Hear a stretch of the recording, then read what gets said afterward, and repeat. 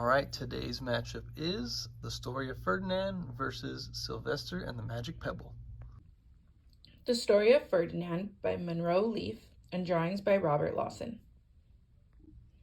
Once upon a time in Spain, there was a little bull, and his name was Ferdinand.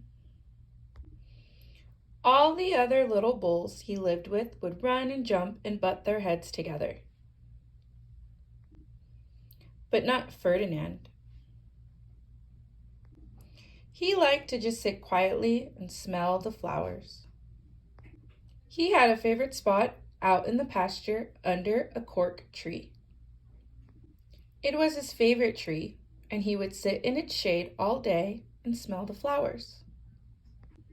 Sometimes his mother, who was a cow, would worry about him. She was afraid he would be lonesome all by himself.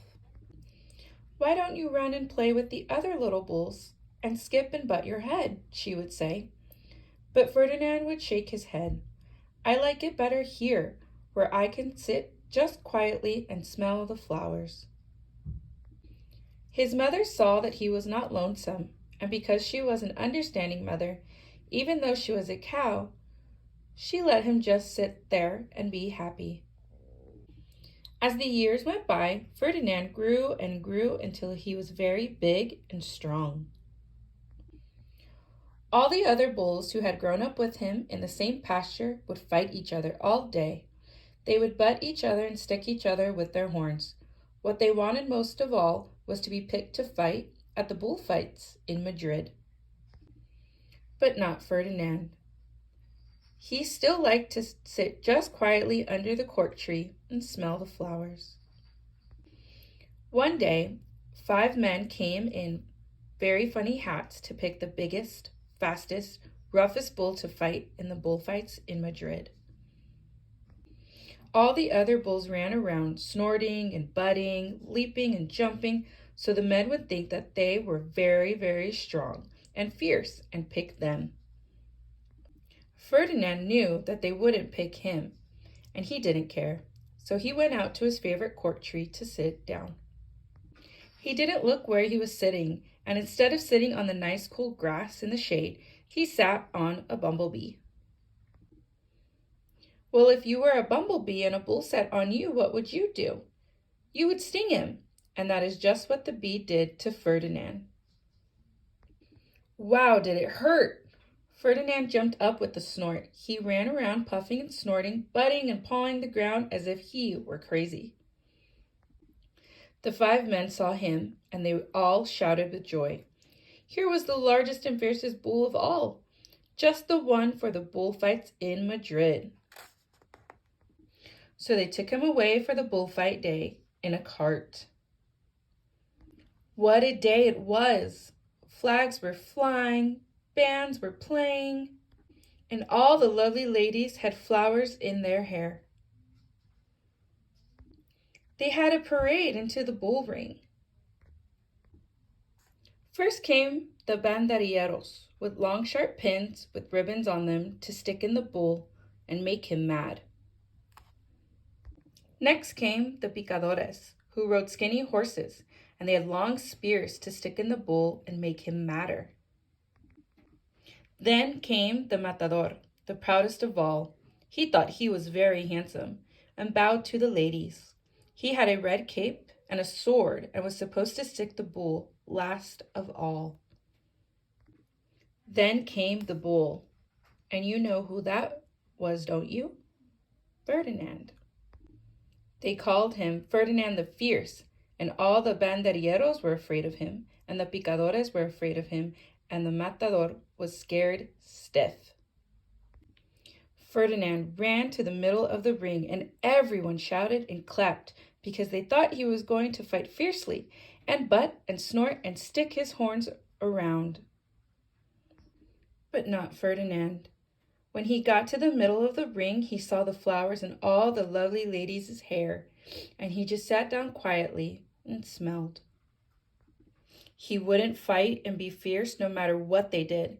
He just sat and smelled, and the banderilleros were mad, and the picadores were madder, and the matador was so mad he cried because he couldn't show off with his cape and sword. So they had to take Ferdinand home. And for all I know, he is sitting there still, under his favorite court tree, smelling the flowers just quietly. He is very happy. The end. Sylvester and the Magic Pebble by William Steig. Sylvester Duncan lived with his mother and father at Acorn Road in Oaksdale. One of his hobbies was collecting pebbles of unusual shape and color. On a rainy Saturday during vacation, he found a quite extraordinary one. It was flaming red, shiny, and perfectly round like a marble. As he was studying this remarkable pebble, he began to shiver, probably from excitement, and the rain felt cold on his back. "I wish it would stop raining," he said. To his great surprise, the rain stopped. It didn't stop gradually as rain usually do. It ceased. The drops vanished on the way down. The clouds disappeared. Everything was dry, and the sun was shining as if rain had never existed. In all his young life, Sylvester had never had a wish gratified so quickly. It struck him that magic must be at work, and he guessed that the magic must be in the remarkable-looking red pebble, where indeed it was. To make a test, he put the pebble on the ground and said, "I wish it would rain again." Nothing happened. But when he said the same thing holding the pebble in his hoof, the sky turned black. There was lightning and a clap of thunder, and the rain came shooting down. "What a lucky day this is," thought Sylvester. "From now on, I could have anything I want. My father and mother can have anything they want. My relatives, my friends, and anybody at all can have everything anybody wants." He wished the sunshine back in the sky, and he wished a wart on his left hind felt lock would disappear, and it did. And he started home, eager to amaze his father and mother with his magic pebble. He could hardly wait to see their faces. Maybe they wouldn't even believe him at first. As he was crossing Strawberry Hill, thinking of some of the many, many things he could wish for, he was startled to see a mean, hungry lion looking right at him from behind some tall grass. He was frightened. If he hadn't been so frightened, he could have made the lion disappear, or he could have wished himself safe at home with his father and mother. He could have wished the lion would turn into a butterfly or a daisy or a gnat. He could have wished many things, but he panicked and couldn't think carefully. "I wish I was a rock," he said, and he became a rock. The lion came bounding over, sniffed the rock 100 times, walked around and around it, and went away confused, perplexed, puzzled, and bewildered. "I saw that little donkey as clear as day. Maybe I'm going crazy," he muttered. And there was Sylvester, a rock on Strawberry Hill, with the magic pebble lying right beside him on the ground, and he was unable to pick it up. "Oh, how I wish I were myself again," he thought, but nothing happened. He had to be touching the pebble to make the magic work, but there was nothing he could do about it. His thoughts began to race like mad. He was scared and worried. Being helpless, he felt hopeless. He imagined all the possibilities, and eventually he realized that his only chance of becoming himself again was for someone to find the red pebble and to wish that the rock next to it would be a donkey. Someone would surely find the red pebble. It was so bright and shiny, but what on earth would make them wish that a rock or a donkey? The chance was 1 in a billion at best. Sylvester fell asleep. What else could he do? Night came with many stars. Meanwhile, back at home, Mr. and Mrs. Duncan paced the floor, frantic with worry. Sylvester had never come home later than dinner time. Where could he be? Then they stayed up all night wondering what had happened, expecting that Sylvester would surely turn up by morning. But he didn't, of course. Mrs. Duncan cried a lot, and Mr. Duncan did his best to soothe her. Both longed to have their dear son with them. "I will never scold Sylvester again as long as I live," said Mrs. Duncan, "no matter what he does." At dawn, they went about inquiring of all the neighbors. They talked to all the children, the puppies, the kittens, the colts, the piglets. No one had seen Sylvester since the day before yesterday. They went to the police. The police could not find their child. All the dogs in Oatsdale went searching for him.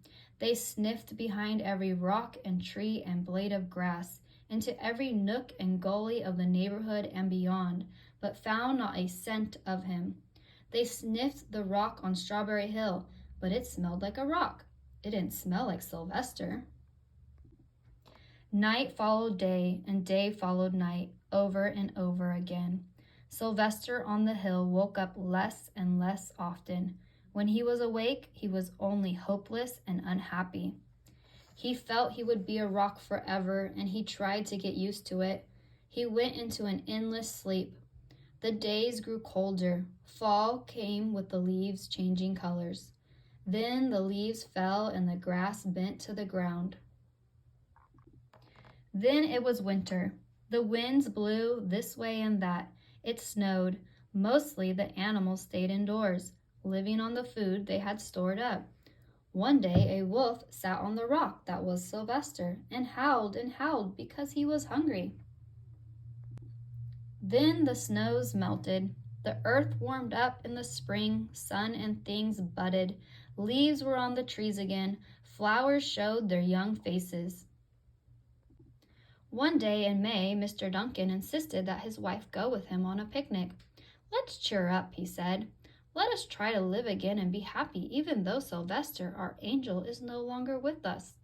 They went to Strawberry Hill. Mrs. Duncan sat down on the rock. The warmth of his own mother sitting on him woke Sylvester up from his deep winter sleep.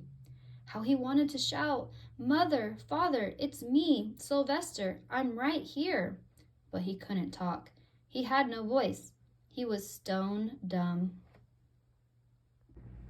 Mr. Duncan walked aimlessly about while Mrs. Duncan set out the picnic food on the rock: alfalfa sandwiches, pickled oats, saffron salad, Timothy compote. Suddenly, Mr. Duncan saw the red pebble. "What a fantastic pebble!" he exclaimed. Sylvester would have loved it for his collection. He put the pebble on the rock. They sat down to eat. Sylvester was now as wide awake as a donkey that was a rock could possibly be. Mrs. Duncan felt some mysterious excitement. "You know, Father," she said suddenly, "I have the strangest feeling that our dear Sylvester is still alive and not far away." I am, Sylvester wanted to shout, but he couldn't. If only he had realized that the pebble resting on his back was the magic pebble. "Oh, how I wish he were here with us on this lovely May day," said Mrs. Duncan. Mr. Duncan looked sadly at the ground. "Don't you wish it too, Father?" she said. He looked at her as if to say, "How can you ask such a question?" Mr. and Mrs. Duncan looked at each other with great sorrow. "I wish I were myself again. I wish I were my real self again," thought Sylvester. And in less than an instant he was. You could imagine the scene that followed: the embraces, the kisses, the questions, the answers, the loving looks, and the fond exclamations. When they had eventually calmed down a bit and had gotten home, Mr. Duncan put the magic pebble in an iron safe. Someday they might want to use it, but really, for now, what more could they wish for? They all had all that they wanted. The end. All right, Lad Lane Leopards, don't forget to vote and see who makes it to the Final Four.